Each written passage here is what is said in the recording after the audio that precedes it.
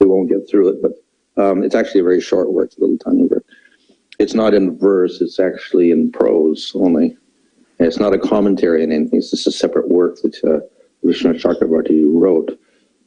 So it's significant because it describes in more detail than in other places the different stages of bhakti, from Shraddha to Sadhu Sangha, Bhajana, Kriya, Anartha, Nivritti, Nishta, Ruchi, Sakti Bhava, and Prema, all these same stages. So it gives some nice details on each of these stages. So it's interesting to read because we can apply this to our sadhana.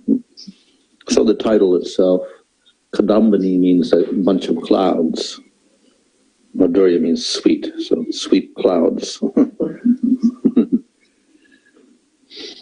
And why it's so sweet is because in his little introduction, he has one little verse at the beginning, I think several verses, then he talks about the cloud of mercy of Chaitanya Mahaprabhu.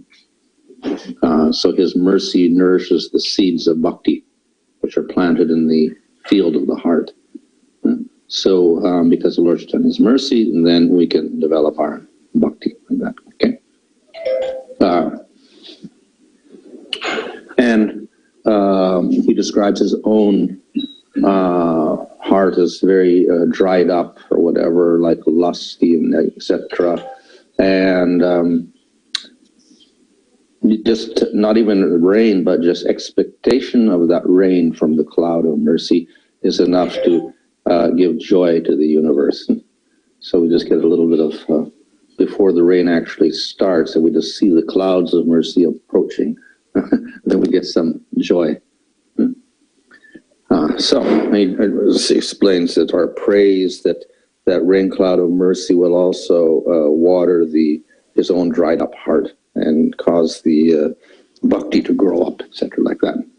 Okay, so he begins by describing Krishna as the source of all rasa. And then he quotes from the Taittiriya Upanishad, Rasa Vaisaha, Rasam Hi Evayam Labdhanandi Bhavati. The Lord is rasa, and attaining that rasa, the jiva becomes blissful. So it's a very famous quote, at least famous for the Gaudiya Acharyas. They quote this often to show that rasa is mentioned in the Upanishads. And the Lord is rasa, and that's bliss. And the jiva attains the rasa, and the jiva becomes blissful. So rasa, of course, is made up of ingredients. So we have technically 5 ingredients, which are borrowed from the rasa of the material world, explained by Bharata Muni and other poets and people. They've developed a theory of rasa, and they have these 5 elements. So in the spiritual rasa of Krishna, we have the same 5 elements which mix together to produce rasa. So of course, rasa is explained also as not just like sweetness, but the sweetness has to be mixed with something else, and then it becomes more tasty. So we mix the sugar and the yogurt and little camphor and a little black pepper, and then it becomes rasa. But if it's just sugar and yogurt, no. So we have to add these other things, and then it becomes tasty. So similarly, rasa is spiritual rasa, of course, is a relationship, which is the sthayi bhava, the second element there, which it can be of different sorts, 5 different types, like Shanta, Dasya, Sakya, Vatsalya, Madhurya. So that's the main relationship, and it has to mix with the other ingredients, such as vibhava, anubhava, satvika bhava, and vyabhachari bhavas, and that produces the rasa. So obviously we need participants. We need 2 people for rasa. So in terms of Krishna rasa, we have a devotee like Radha and Krishna, or a gopi and Krishna, or a sadhaka devotee and Krishna. So we need 2 people. That's called the vibhava. If you don't have 2, you cannot have rasa. So if the 2 are different, it could be Vishnu and a devotee, then you're going to have a different type of rasa because the vibhava is different. If you have Rama and a devotee, it'll be a little different also. So the vibhava will determine the type of Sthayi Bhava that you have, which may be Shanta Dasa, etc. Besides the Vibhava and the Sthayi Bhava, we have the Anubhava, which are the actions. So often we have pastimes of Krishna, so there's a lot of actions in that. So if we don't have any actions, then we cannot really appreciate the rasa, or the Sthayi Bhava even. We may have an emotional relationship with Krishna, but how do we express our love? So we do actions to do that. So Mother Yasoda, how does she express her love for Krishna? Take a stick and beat him. Tie him up. So these are anubhavas. Cook for Krishna, bathe Krishna, decorate Krishna. These are regular anubhavas. So these are all actions. So each type of rasa also has particular actions, like the cowherd boys. They herd the cows with Krishna. They dance and sing with Krishna. They play games with Krishna. So these are the cowherd boy, Sakya anubhavas, and like that. So each rasa will have particular anubhavas as well as some general ones. And Sattvika bhavas are actions also, but they're involuntary. So we have crying, trembling, choking of the voice, change of color, fainting, etc. So these are also, they add some taste to the rasa. So often we'll see, for instance, in the different leelas that we'll find the devotees in emotional states. They start crying. Mother Yasoda may weep or she may faint. So this adds a little taste to the relationship also. And then we have Vyabhachari bhavas, minor emotions like worry or regret or depression, these things, fright, etc. These are called Vyabhachari bhavas. There are 33 of them. And along with the others, they mix and they produce a special taste within the thing, and it's called rasa. So it's a mixture of all 5 elements. Like that. Just as we have like colors, we have some basic colors, and with those colors you mix them together and with black and white and whatever, and you get all sorts of different varieties of things out of that. So the main elements of rasa, like say Sakya rasa, but then you combine all the elements together and you get a lot of varieties within that Sakya rasa itself because of the various amounts of the different ingredients like that. So just with colors we can do so much. So with rasas also we can get a lot of variety. Rasa Krishna is rasa, but then the rasas are various. We have various rasas like Sakya and Shanta, etc. But Krishna is all rasas. And he's so spectacular that simultaneously he can manifest all rasas at once in relation to different devotees. So that's the nature of Krishna. So this is a quotation from the Srimad Bhagavatam when Krishna goes to Mathura and then he kills the elephant and the elephant driver, and then he goes into the arena of Kamsa, and then everybody sees him. And everybody sees him differently. So it's expressed in different rasas. So the wrestlers, Malanam, they see him as a thunderbolt. Because he's, in spite of the fact he's very little, he's very tough. General men see him as the best of human beings, so they think of him as a hero. The women, Smara, that is Cupid, so they fall in love with him, it's Madhurya Rasa. The Gopas, the cowherd boys, Svajana, that means he's like their close friend, relative, and they joke with him. The Asatam, these are the impious kings, so the friends of Kamsa. Shitipuja means kings. Shashta, which means he's a punisher. They get afraid and punish. He looks very angry. And so Pitru, that means Vasudeva and Devaki, his parents, his little baby. And Boja Pate means it's Kamsa. What is it? Mrityu. Death. Fear. He's got very fear of... Avidusha means the ignorant people. Virat, he's like the universal form. Tattvam Param, yogis think of him as Brahman. And the Vrishnis think of him as most worshipable Deva, Paradevata. So when he enters into the arena with his brother Balaram, then everyone sees him differently. So all the different rasas are expressed there. So that's with the wrestlers, it's Virya Rasa, heroism. And then in Mathura, Adbhuta Rasa, wonder. They're very surprised to see him. With the women, it is Madhurya Rasa. With the cowherd boys, friend Sakya Rasa, and joking, Hasya Rasa, which is a secondary rasa. The impious rulers, chastiser, so they saw him as an angry person. That's Rodra Rasa, anger. Vasudeva and Devaki saw him with Vatsalya, or parental rasa plus pity, Karuna Rasa, because they thought he's unprotected and these wrestlers are very big and they're going to kill him. So they felt pity. Kamsa saw him as death. That's Bhayanak Rasa, fear. The unintelligent saw him as material body. That is Bibhatsa Rasa. Like when he killed the elephant, then he took the tusk of the elephant, put it on his shoulder, and he had blood spattered on his body.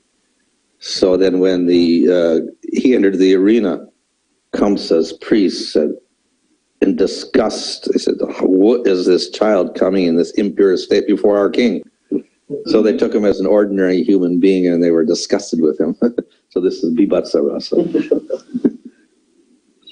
The yogis saw him as absolute truth, tattva, that's Shanta Rasa. And the Rishni saw him as worshipable deity, Dasya Rasa. So all 12 rasas were expressed simultaneously with one Krishna. So therefore he is the source of all rasas. So Krishna is the object of our devotion or our bhakti, and then it finally matures into prema with rasa. So this bhakti is very special. It's actually part of the Sarup Shakti of Krishna. It is not a material process or material activity. So bhakti is independent also, just like Krishna. Is uncontrollable also. And like Krishna appears by his own will, so bhakti appears by its own will also.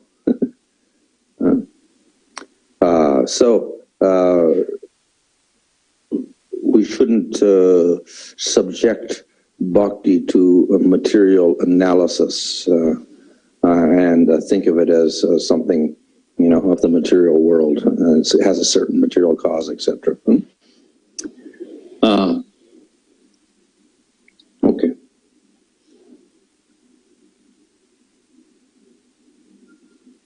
So bhakti is independent of all other activities.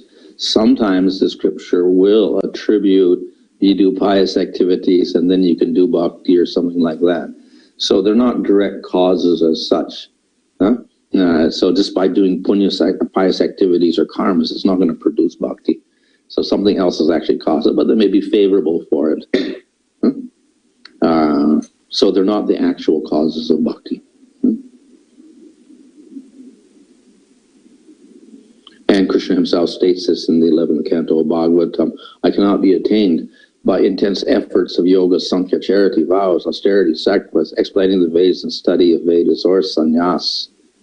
None of this is going to actually give Krishna. So how does bhakti arise?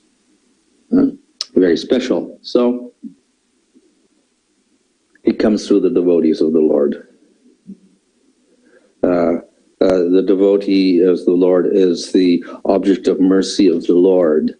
So he puts that bhakti in the devotees, and then the devotees distribute that bhakti to other people.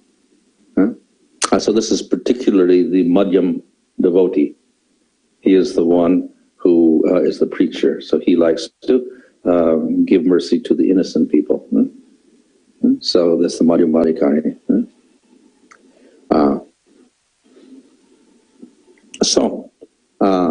The Lord gives bhakti to these devotees, and he does not order the devotee what to do.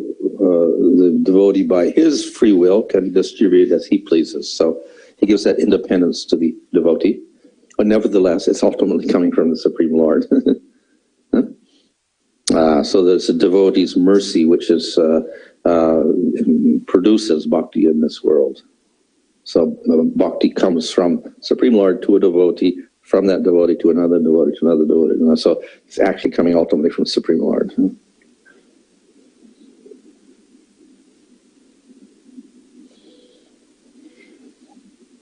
So we do have statements like this.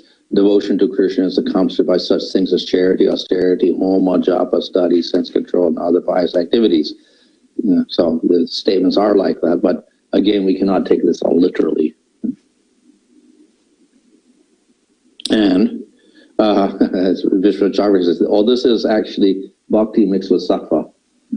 So that's why it's a little bit different type of bhakti. And it's not the bhakti of, it's not the pure bhakti beyond the limits. It's a different type of bhakti. So we have to be careful of the statements that we see in scripture also sometimes. Of course, and then there's another explanation of this charities. So what is charity? Giving to the Vaishnavas, or giving to Krishna. What is austerity? Doing Ekadasi, etc. So if we connect everything to the Supreme Lord, then we can say it is a cause of bhakti because we engage in these devotional activities. Then it's ultimately it produces bhakti.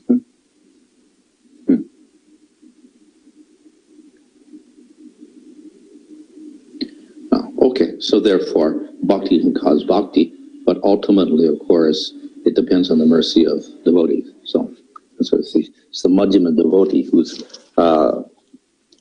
gets the bhakti from the Supreme Lord, and then he distributes that to others. So he's more or less a medium for Krishna's mercy in the world. And then Krishna allows the devotee to make choices of who he wants to distribute to. This, of course, is explained in the 11th canto of Bhagavatam. We have the definition of the Madhyamadhikari, who is an intermediate devotee. He worships the Lord, or the deity, with great faith. He's a friend to all the devotees. He shows mercy to the ignorant people, or to the innocent people, and he disregards those who are envious of the Lord. So Bhaktivinoda Thakur also explained this in his presentation in Jaiva Dharma. So this person is the one who gives mercy to the innocent. So he's the medium for distributing bhakti in this world. The Kanishta is not very qualified to give mercy because he doesn't recognize devotees. He just worships the deity in the temple, that's all. So he doesn't do any preaching work anyway. So he is not qualified to distribute mercy at all. And Uttamadhikari, he sees the Lord everywhere. And therefore, he doesn't see that there are people who are ignorant. So there's no necessity of him wanting to preach at all. So it's a Madhyamadhikari that does preaching. So that the Uttamadhikari actually sees all beings as having prema already. So therefore there's no necessity of teaching anybody. And we have examples like the gopis, etc. They see the Lord present everywhere. Okay, so we have the Uttamadhikari. He's absorbed in chanting the name of Krishna. There's no nama-aparads.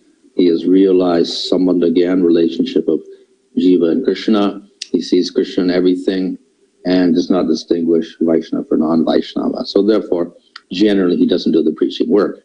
So therefore, the only person left is the Madhyama, and he's the one that does all the preaching work. But exceptions are there. So we see Uttamas like Narada Muni.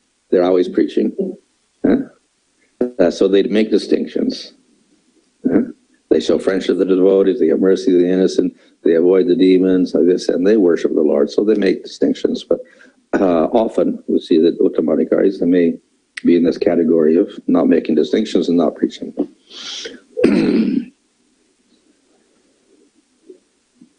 So bhakti is independent, and it is spiritual, coming from the Supreme Lord, and it's very different from karma and jnana. And we have many statements in Bhagavatam to show this. This statement is Brahma speaking after he offered his prayers to Krishna after trying to steal the calves and stuff.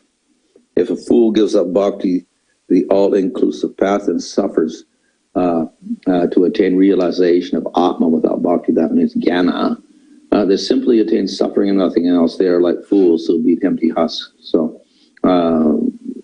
jnana is nothing in comparison to bhakti. So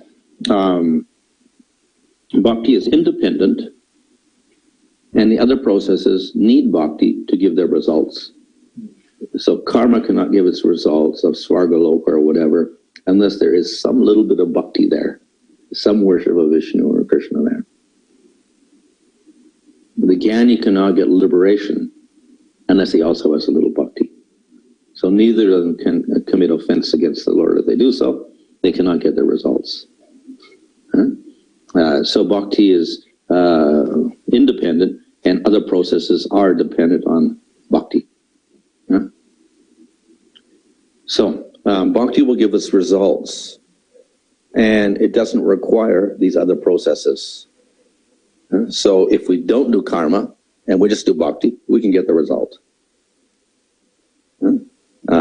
If we don't do jnana and we just do bhakti, we can get destruction of karmas or whatever, no problem, and we get prema. So bhakti's to give us a result. Prema doesn't depend on karma, jnana, yoga, or anything. Other processes depend on bhakti to give their results. So it is a very unique process.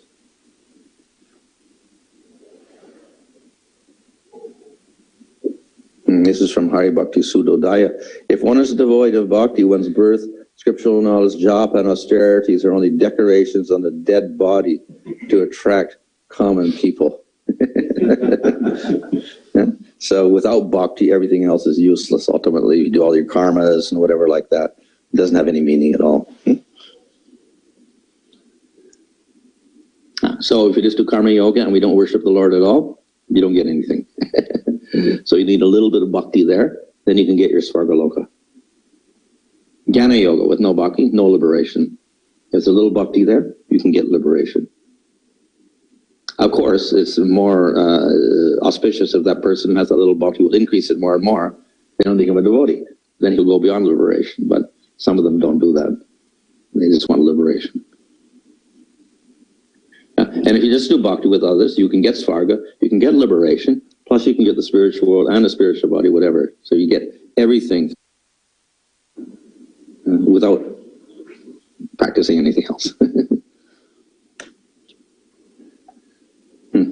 Here's another verse. Everything that can be achieved by karma, penance, jnana, vairagya, mystic yoga, charity, dharma, and all other auspicious means of perfecting life is easily achieved by my devotee through bhakti. If somehow or other my devotee desires svarga, liberation, or residence in my abode, he easily achieves such benedictions. So you get everything by the process of bhakti without assistance of anything else. So bhakti is also independent in that it's very flexible and it doesn't need all the conditions that you need for karma, jnana, or yoga. Everything has its particular conditions. So if you want to do your karmas properly, then you have to bathe and be pure. You have to have a pure place, etc. If you can do a sacrifice, then the elements have to be, the articles have to be pure. You have to get people who are pure Brahmins to chant the mantras properly. And if you don't do anything perfectly, then you don't get the result. And the same with jnana. You have to do everything properly. Same with yoga. In Bhagavad Gita, it's described how you have to look for a nice place, suitable place, and then you have to make a nice little asan there with deer skin and kusa grass, etc. And then you have to sit on that. And then you have to perform your pranayama, etc., meditation. So everything has very great particularities, but bhakti is very independent of all that. And we can do the bhakti anywhere, anytime, whatever. The only exception is deity worship. That's some particular rules and regulations. But other types of bhakti can be done anywhere, anytime, any people. Doesn't require any particular varna or whatever like that, or ashram, whatever. So it's very, very flexible. And even if you can't concentrate fully, you could still utter the name of the Lord or whatever, and still it gives result. Time is not restricted by time. Everything else is restricted only at certain times. You can study the Vedas or something like this. You have to have an auspicious time to do your sacrifices, etc. But bhakti you can do all times, day or night.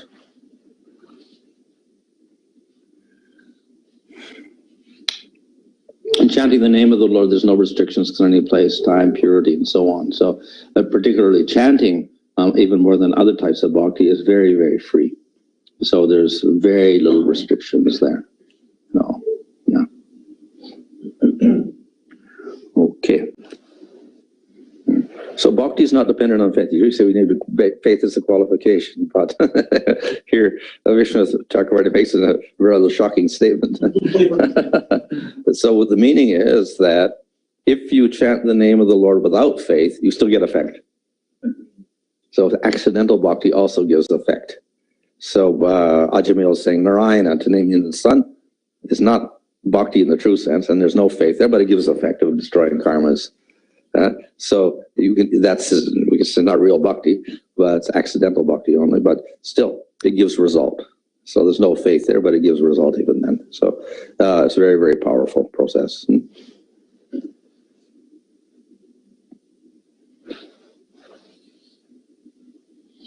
One on the path of bhakti, though afflicted by lust, has the qualification to begin the practice, and just by the practice of bhakti, lust and other impurities are destroyed. So he's disqualified in one sense because of his lust. He's not pure. In other, like jnana, it's not allowed.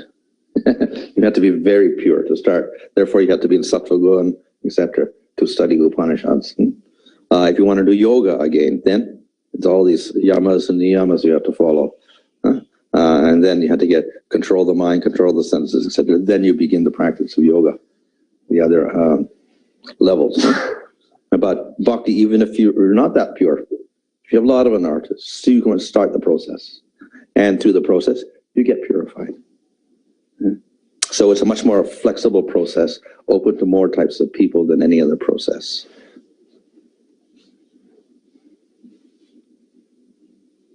One's internal purity and purity of place and materials are indispensable for accomplishment in karma, jnana, and yoga.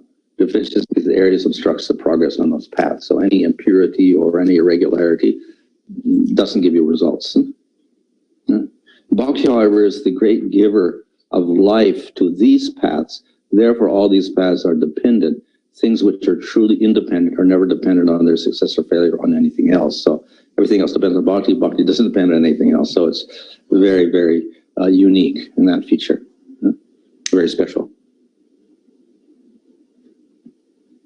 So this whole chapter is a glorification of this process of bhakti to show its unique feature. It's unlike anything else. The preeminent, all-pervading, totally independent, self-manifesting, and life-giving nature, life-giving that gives life to karma, jnana, and yoga, of the great energy. Bhakti has the same nature as the Supreme Lord himself, from whom bhakti emanates. So bhakti is like the Supreme Lord. The Supreme Lord is independent. He is self-manifesting, all-pervading, etc. Giver of life to everything. So bhakti is like that. Whatever the Lord's, all these qualities are in the Lord, also in bhakti. The difference, of course, is that bhakti is a shakti of the Lord. The Lord has his own sarup, and then he has his shakti. So one of these shaktis is the bhakti shakti. But it has all of the qualities of the Supreme Lord himself. So it is a spiritual energy, whereas karma, jnana, and yoga are not. They are material energies arising through the gunas. So bhakti is very unique, just like the Supreme Lord himself. Okay. Any question there? So going back to the point of the state of mind is not important for bhakti, the purity of the mind. Well, you can start. It doesn't mean it's not important, but you can start the process without previously having to become qualified with sense control, mind control, etc. So, in that sense. So, in bhakti, we don't achieve, or we need to aspire for this mental purity, or it just happens automatically, and all we have to worry about is doing bhakti? Yeah. So, as you progress, then we go through anartha nivritti. So that means all these things are automatically, destroyed. And of course, we have kleshagni, destruction of all suffering, which means karmas, impressions, desires, and ahankara all get destroyed through the process of bhakti itself. So even if you're not, you don't have a certain level, through the process of bhakti, you can destroy everything.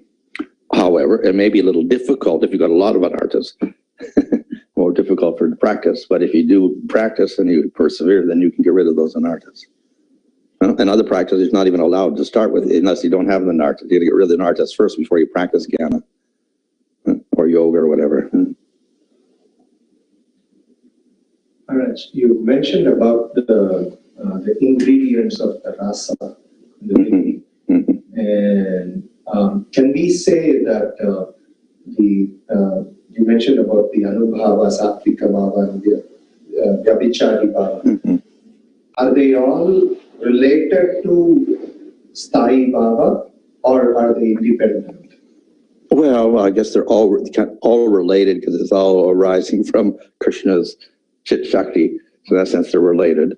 But the sthayi bhava is the emotional relationship, which could be sakya or whatever like that. And the anubhavas, we can say, are, which means following anu.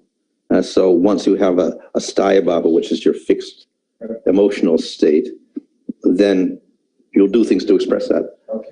So those, let's say, actions which have a mental component of, I want to do this because of that is called the anubhava. So it's, we say it's a product of that sthayi bhava. The vibhava is before that. You can't have the sthayi bhava unless you have the vibhava. Unless you have a devotee in Krishna, you can't get the relationship. So those are the personalities involved. So that's the basis of the sthayi bhava, and the sthayi bhava gives rise to the actions. But then we get the secondary, like the involuntary things, sattvika bhavas, and then we get the minor emotions coming in, the vyabhichari bhavas. This is all related to the sthayi bhava and to the vibhava ultimately.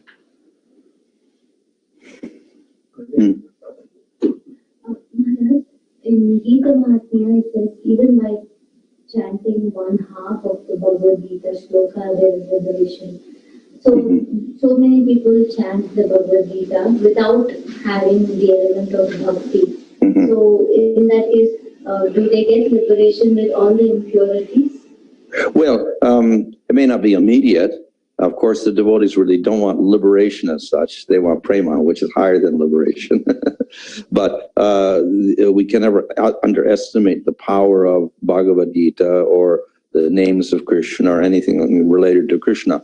They can accomplish so much. As I said here, even Ajamil accidentally chants without faith, and he gets all his karmas destroyed. So bhakti in any form, accidental even, not done with devotion, even that has some effect to help us, destroy karmas and do whatever. So, in terms of that, the devotee with the impure state doing, mental state, you said even they can do bhakti. So it's not the karma yogis also fall in the category because they have a little bit bhakti if they have to succeed. So it's more like an impure bhakti. So why not they also get purified? And is it because the goal is important, what consciously you're trying to? Well, that's one thing, yeah. Of course, they can mix a little bhakti into their karma yoga to get their results, but then the result is purely material. That's what they want, a material result. And to get that result, they have to have the bhakti. So it's very, let's say, mixed. And there's also a minor element in their whole sadhana. Now, if we're doing bhakti as a major activity and everything else is minor, then that's a little bit different. But even then, even if you have all sorts of faults or whatever, you can still practice and you get purified. You said bhakti is independent. Karma yoga is just a practice through which adds with bhakti. Like, for example, saying like a child grows if the parents just blindly take the child to the temple every time. And that's how they develop, which is part of karma yoga practice. Right? You do good things, you develop, passed on to the child. Yeah. But then on bhakti need a devotee who is a MADHYAMA ADHIKARI, then how do you say bhakti is independent? Because you need a devotee who needs Okay, well, bhakti causes bhakti. And it's not caused by other things. By the gunas, or by karma yoga, or jnana, or ashtanga yoga. So it's caused by the devotees, but within the devotee is the bhakti. So bhakti causes bhakti, and ultimately comes from Krishna. And so Krishna is independent, bhakti is independent.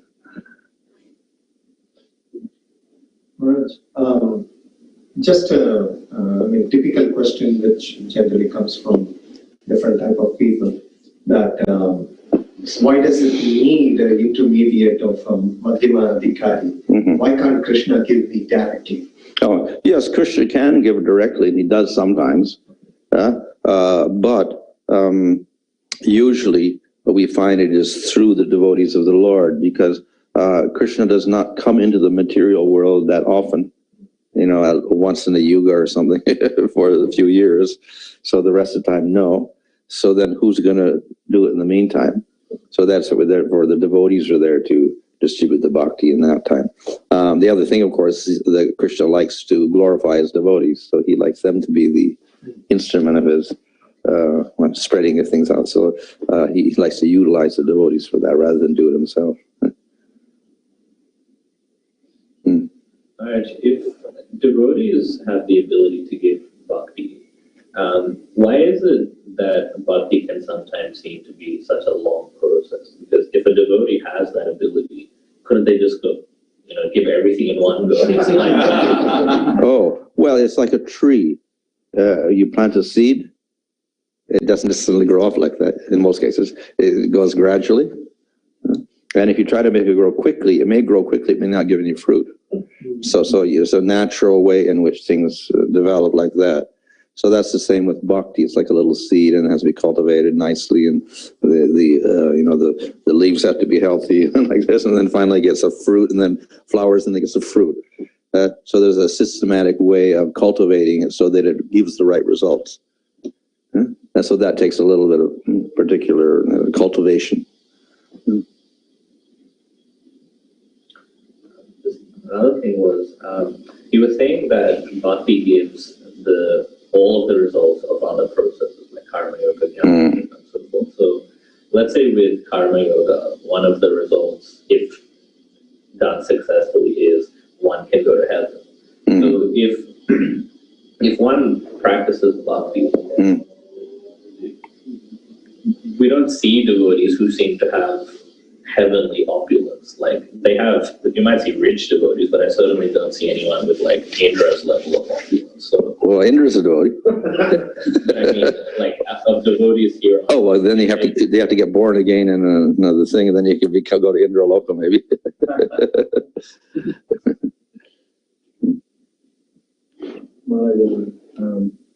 In extension of Prabhu's first question, generally the growth of we expect also a gradual process, but then it looks, at least externally, that most devotees are stuck at the anartha nivritti stage, and that's it's very rare to see people, or at least we can't perceive people beyond that, and that's where everybody is struggling. So why is, because if bhakti destroys all the negative so it looks like a little inorganic in the sense that most of the people get stuck at that point, and then the growth seems to be either stuck there or a very, very painfully slow growth. So why is that not very organic growth? Why is not like, okay, bhakti should be destroying or anarthas, and like it should be like process, and we don't see that externally manifesting. There can be different reasons for that. One is maybe heavy influence of past karmas and stuff that impede you and all your vasanas, etc., so that it's difficult to practice the bhakti. As I said, you can practice bhakti with these lust or whatever at the beginning, but maybe more difficult because of that. So therefore, the purification is also much slower because of that. Another is offense. If one commits offenses in this life or previous lifetimes even, you can do the bhakti, but then the effects come very, very slowly.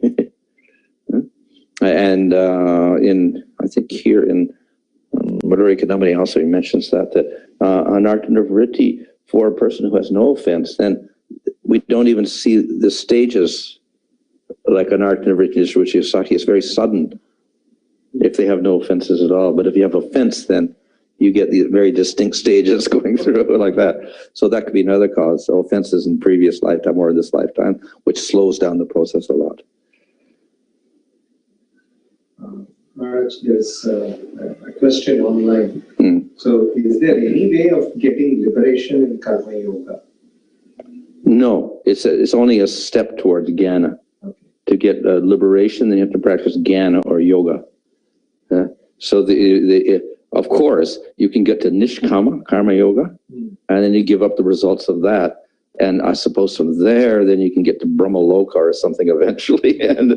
But then again, you would probably have to practice jnana or bhakti to get out of the material world. So karma yoga in itself looks like it's got a limit.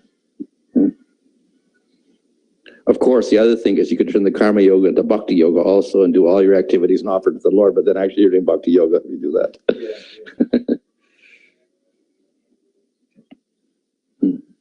On that slide, actually, it was showing how, like, it'll say karma yoga on its own, and then if you have bhakti yoga to that, it'll say you go to heaven or something. Yeah.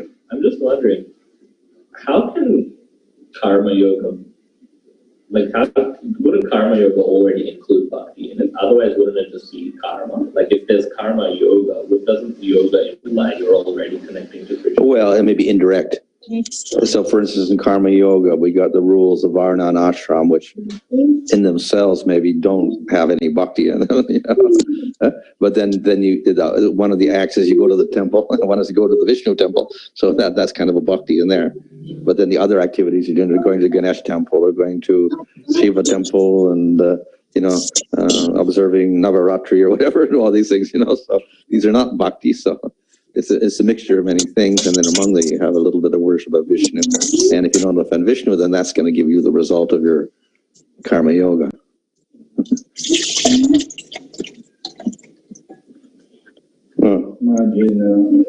Regarding the rasa and the different emotion, when we study for becoming an actor or theater or film, we study always how to produce this emotion in yourself, and you project that into the public. But it's the same emotion. Making people cry, laughing, and exactly the same material rasa. Yeah. So what makes them spiritual? Well, the spiritual rasa is related to Krishna, and the material rasas are related to people in this world. That's it. That's the difference. Otherwise, they're the same in that sense, but because it's related to Krishna, it's completely different. It's spiritual. It's related to people in the material world, then it's material, temporary, and covered by ignorance, etc. It's related to Krishna, then it's spiritual rasa. And it gives bliss. The material rasas will give you material happiness or suffering or whatever. But they follow the same processes. You have vibhava, anubhava. So the actor will have to express the love or the hatred or whatever is there by his facial expressions, his gestures. These are anubhavas, whatever like that. And then they had the very subtle emotions. Those are the vyabhichari bhavas. They can't just be, happiness and distress. They have to be all sorts of other intermediate emotions and doubt and, what do you call it, contemplative mood or joy or something. You have to express so many different things. And then you get a rounded out character, and then people appreciate that. Oh, he's a good actor because of that. So similar in the spiritual world, it's not one emotion. It's a mixture of many emotions and activities and gestures and words, etc. And that produces the rasa. For the people in the spiritual world, that naturally, because each one is individual. So each one is individually related with Krishna in that particular mode. Right? Yeah, so it's all natural. There's no acting involved. Okay, second shower of rain. This is a short one. So we have bhakti there, and we had the cause of bhakti was the mercy of devotees, etc. So they planted the seed of bhakti, and then the bhakti has to grow. So the cultivation is called Sadhana Bhakti. So in Sadhana Bhakti, when we start practicing, we get two results that happen in sadhana bhakti: klesha gni, which is destruction of suffering and the causes of suffering, and subhada, appearance of good qualities. So these, one is a negative, destruction, the other is a positive thing, appearance of good qualities. So these things happen in sadhana bhakti itself. Like two little leaves of the thing, klesha gni and subhada manifest. Okay, so what are the sufferings or kleshas? Here in this work, Vishnu Chakravarti actually takes this from the yoga, where you have 5 kleshas. I think it's in Patanjali Yoga, actually, it's in the sutras, the 5 kleshas. So we have avidya, or ignorance, as the root cause. We don't know what's what. We think the impermanent is permanent. We think that what is full of mercy is full of bliss, etc. What is not the self is the self. So everything is mistaken. So that's first cause. And out of that we get asmita, which is the sense of I, which is actually the false ego. And we identify ourselves with the body. So that's after the ignorance, we get identification with the body. Then raga, we get attached to material happiness and things which will give us that happiness. And then dvesha, we have aversion or hatred of things that are going to give us suffering or the causes of suffering. And then abhinavesh, we get completely caught up into the cycle of birth and death and all sorts of attachments in this material world. So these are called the 5 kleshas. And bhakti will destroy the kleshas. So basically, this is the progression. From ignorance comes ahankara, attachment, hatred, complete absorption in material activities like this. And then we get into karma. We do actions. And as a result of that, then we get reactions, which fructify into aparabdha, ruda, bij, prabdha. Finally, we get the result and we get a suffering in this lifetime. So there's many, many stages from the very beginning, from that very subtle avidya all the way down to the actions and then the karma, and then the karma fructifying as a prabdha, finally. So all of that is destroyed by the process of bhakti. So from the prabdha karma to the aparabdha karma, to the raga and dvesha, the ahankara, and finally the avidya. All of this gets destroyed by the process of bhakti. So that's why we get that klesha gni here, destruction of suffering. All these types of suffering are destroyed by bhakti.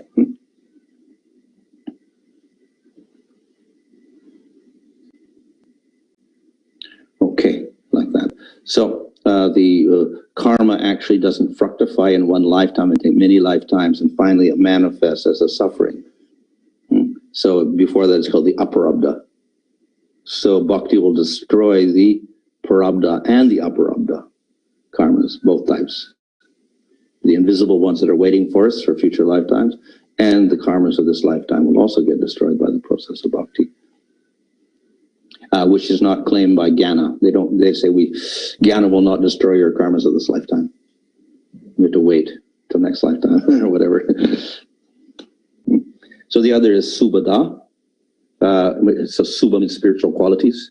So when we perform bhakti, then we develop disinterest in material affairs. We get interest in the Supreme Lord. We show mercy, forgiveness, respect, truth, simplicity, etc. All wonderful qualities will manifest in the devotee.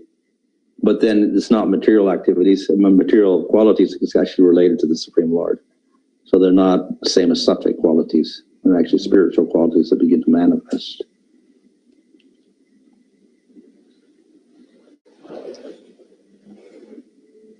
So we begin with faith. We have a conviction in scriptures and whatever. And then we have, because we have the faith, we get curious and we go to devotees. So we get sadhu sangha. Then we begin the practice of bhakti. And the first stage is called unsteady bhakti. Anishtata Bhajana kriya.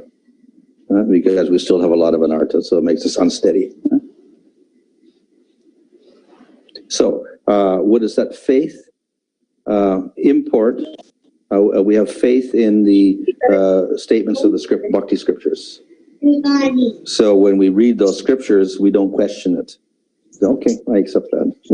So that is called faith in the scriptures. The other faith is the faith or have the desire to practice the activities described in the scripture. So we may have, the first one we say is more philosophical faith, and the other is faith in the practice itself of bhakti. That may arise naturally over many births through Agyata Sukriti, or it may arise suddenly if there's a big influence within this lifetime or something, or some other factors that, let's say it was impending, but then some obstacles are moved and they suddenly manifest also. So once the faith has arisen, then we go for Sadhu Sangha. So we take shelter of devotees or guru, and we have faith in the scriptures, so we learn the scriptures, and then we begin to practice. So, one is by following the instructions of Guru, we develop association with other devotees, avoid the non-devotees, and particularly with more advanced devotees. So with people on the same level, we have a friendship relationship.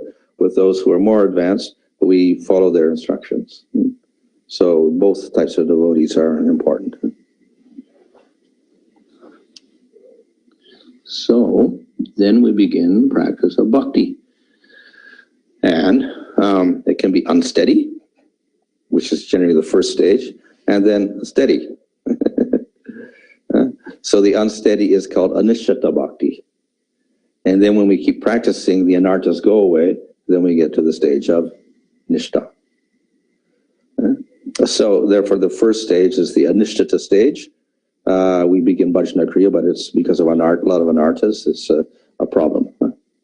So in this work, Vishnu Chakravarti here describes or gives us some of the symptoms of anishtata bhakti, unsteady bhakti.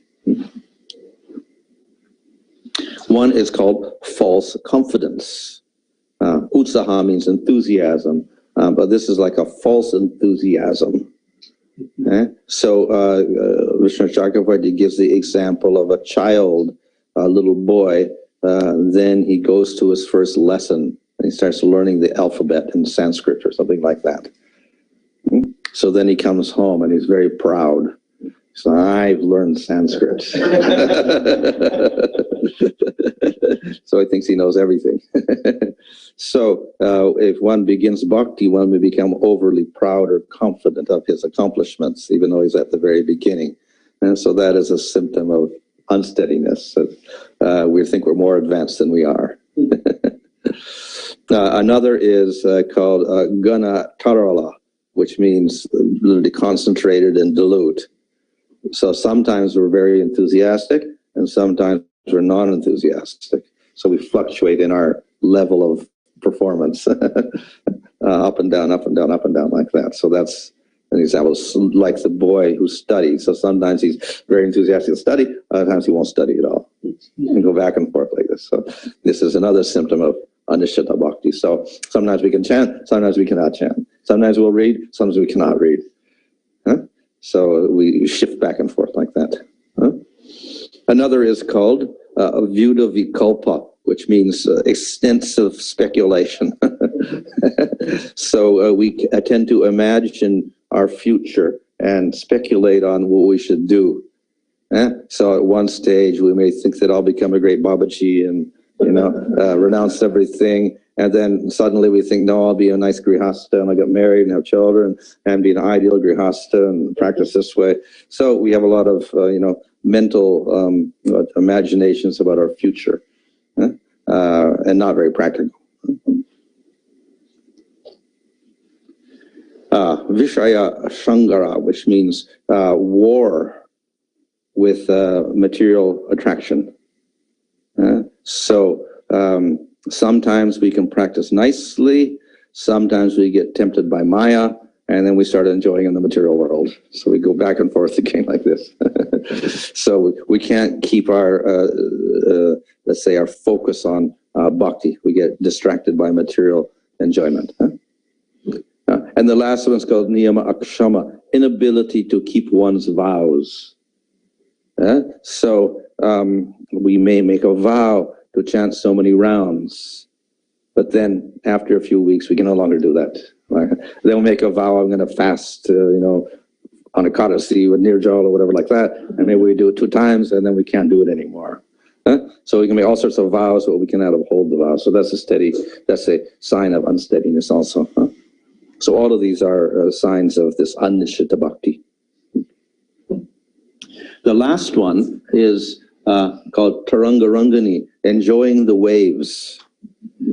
So the waves are the waves of Maya, and particularly the waves that are caused by bhakti itself, because with bhakti, one can get a lot of material assets or following or a position and respect, etc. So if we get attached to those things, then that's called Tarangarangani. So we have to be very careful that we don't become attracted to these results that come from bhakti. If we do, then this is another sign of, let's say, anishita or unsteady bhakti. So these are, we have the faith, we start the practice of bhakti, and then we may develop these symptoms here. So that means we're not steady enough. But if we progress with good association, then we get to Nishtha stage. So that's the next stage, in which these things will be absent.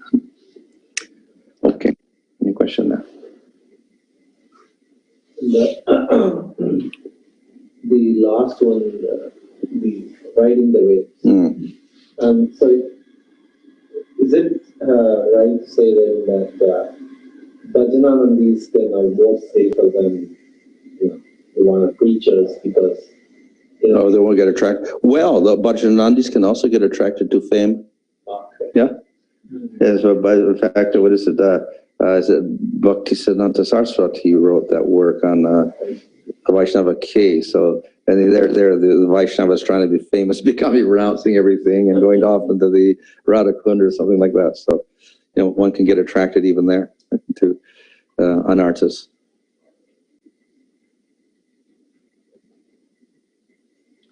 Maharaj, you were saying that karma takes time to fructify, so it might take many lifetimes for it to do that.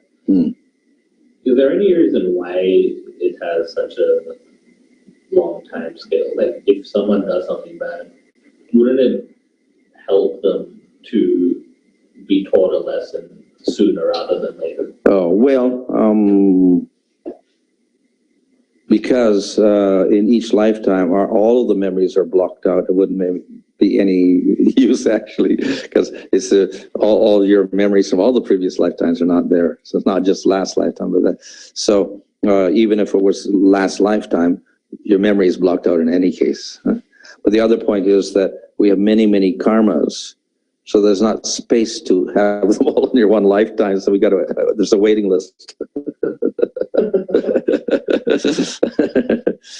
So therefore, they only come up when there's time. There's a body to accommodate those particular karmas, because there's tons of them. There's uncountable aparabdha karmas waiting for you, accumulated for thousands and thousands of lifetimes, and they're all waiting for you now. I have a question. My question is, how do you know when you got steady bhakti? Like, how do you know when? Oh, so we don't have these qualities here like Vishaya Sangara or Tarangarangani or Utsahamahi or Ganatarala. So in other words, your practice is quite steady, and you're not you don't get attracted to material things and get distracted. Each day we acquire the symptoms. Like one day, next it will be very, the bhakti will be up, or whatever the activities we are doing, it will be up, and the other day it will be down. Those things will be happening each day, and we're just struggling with that. And you said, like, one day is like we need to take association. Yeah, and what else we can do, man? I just want to get rid of. Okay. Yeah. Well, so this is the Anishita Bhakti, the unsteady Bhakti. So if we continue steadily, then of course we can conquer over this. So we can go from the anishtata to the nishtha stage. So we practice and we get the encouragement of devotees, so then we can overcome that unsteadiness. A couple of questions online.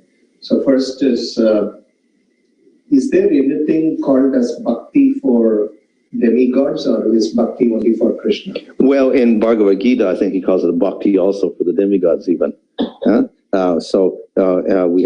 have faith in the demigods and then you worship them. So that's called a type of bhakti. But of course, generally we don't call that bhakti, but it can be in the very broad terminology of they're devoted to Shiva or Ganesh or whatever. So it's called bhakti of sorts. But generally we say the bhakti is only for Krishna. Another question is, in the initial stage for Grahastha, will bhakti solve the material problems, is what another question is. Because it is... Well, it can solve problems for anybody, not just Grihastas. Because it's kleshagni. Yeah. So karmas are destroyed, desires are destroyed, ignorance is destroyed, all the kleshas are destroyed up into your prarabdha karma. So for anybody, it can destroy everything. But it may not be immediate because, one, the practice may not be effective, and then maybe aparad over the process. So when we see devotees who are practicing bhakti, but then they're going through problems in their material life. Yeah. It could be that they lose a job or they have some health problems or something. Yeah. So can we come to a conclusion, or can we at least think that it is not pure bhakti? Or is it only when we do pure bhakti that we will actually see the results of kleshagni? No, even if you do pure bhakti, because of the influence of previous aparads, then it may slow down the process. So we can do pure bhakti, but we have the influence of previous aparads or whatever, so that may affect it also.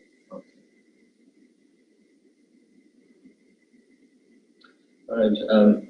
Just with those 6, say, pitfalls, potential pitfalls in the path of bhakti, like Anantara and so forth, relates to Prabhu's question as well, which is that a lot of these things are dealt with at the stage of anartha nivritti or along that path. And sometimes, for a lot of people, actually, it can seem like a mountain that you're trying to conquer. There's just so many anarthas, so many pitfalls. And even when you're going through bhakti, it's like it's a constant battle against Maya, because at one stage you could be unsteady and then suddenly you become steady. But then you do something to address that. But then suddenly you get attracted to something material, like suddenly you get to Vishaya Sambhara. You go over that, but then there's, you start riding the waves of bhakti, and then you fall into another. So it's just like there's obstacle after obstacle. So how does one maintain the enthusiasm to keep pushing forward, despite the fact that you're constantly being hammered by Maya? Well, one is the constant practice itself, which, because we go through anartha nivritti, we get to nishtha. So that's caused because the progress takes place because we continue the bhakti process in spite of the anarthas and the difficulties, whatever. And of course, the other thing is that we have knowledge and association of devotees. Then this helps us become more steady in the practice also. So a combination of the practice itself and the association of devotees. Would having ajñāta sukriti help us to overcome these 6 types of problems or the pitfalls, Maharaj? Well, the yata sukriti creates the faith. Okay. So now, if the faith is stronger, then of course you can practice more steadily. Okay. If the faith is weaker, then it would be more unsteadiness in your practice also. So yeah, in that sense, the yata sukriti to produce the faith would, if the faith is stronger, then it would be better. Yeah. Maybe you can explain a little bit about time management for us who are in family house, right? Okay, we have a lot of gaps. I'm brushing my teeth and spit it out. I look at myself and then I think how beautiful I am. Maybe I can listen to Prabhupada lecture while I'm brushing my teeth, while I'm taking a shower, while I'm cutting the potato and cooking the sabji and Rasa. Or whatever, because sometimes I think what we expose our time, to Krishna consciousness, we think we chant 60 rounds and put away the thing and that's it. That's what we do all day, only day we chant. But we can expose ourselves because our mind, our consciousness can receive this information. Nityam Bhagavata Sevayam. We should listen or read the Bhagavatam every day. We should listen Bhajana as much as possible. We should chant. I don't know. Time management is part of the purview of Krishna consciousness. Can you elaborate? Well, in Bhava stage, one of the things is they don't waste time because they're always absorbed in Krishna. And so, of course, if we're before Bhava, then, of course, we don't have such attraction for Krishna, and we do have attraction for Maya.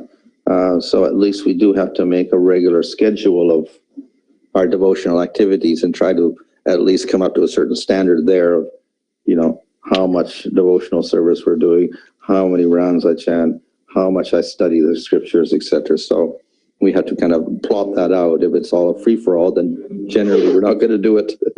So we have to make some sort of plan on, what time we have and then what we can do in that time. And then we can, let's say, efficiently squeeze everything in. The devotional activities that are needed, we can fit them into our schedule. Of course, the other point is that even with the activities we do in the material world, if somehow or other we can relate them to the service of Krishna, that also becomes purifying for us. And so we can somehow relate all the activities we're doing somehow with our service to Krishna. Then that's also a way in which we can, engage our mind.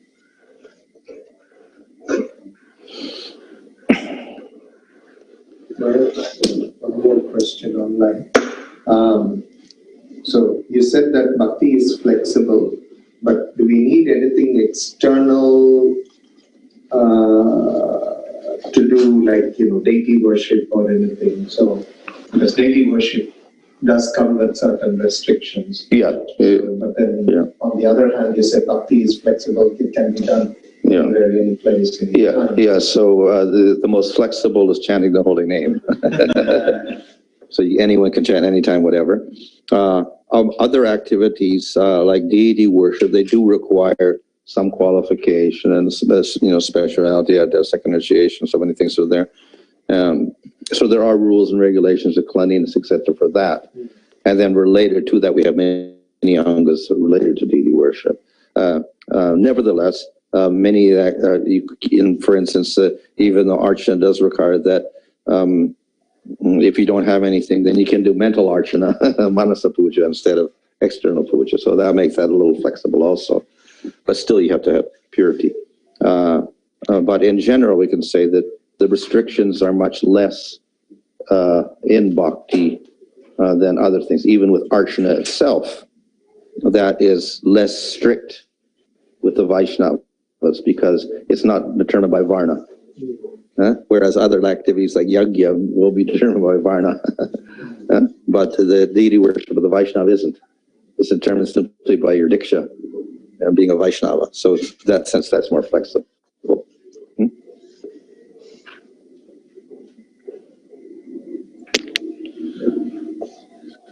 Okay. Right. Sadhana Bhakti Maharaj.